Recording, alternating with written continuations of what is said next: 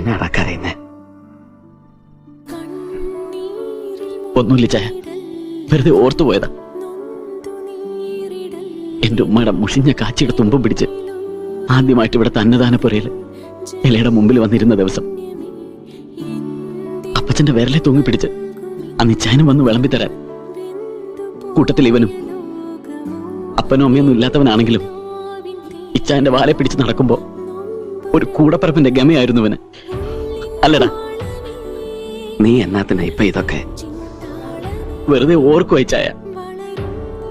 ഒരു ദിവസം കടത്തിണ്ണയില് ഉറക്കത്തിൽ ഞെട്ടി ഉണരുമ്പോ ദേ എന്നെങ്കിലും പിടിച്ച് ഞെരിക്കുക എന്റെ ഉമ്മ.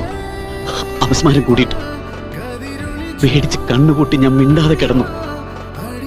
നേരം വെളുക്കുമ്പോ കെട്ടിപ്പിടിച്ച് കിടന്നിരുന്ന എന്റെ ഉമ്മയുടെ കൈയൊക്കെ ഇങ്ങനെ തണുത്തു വിറങ്ങല്.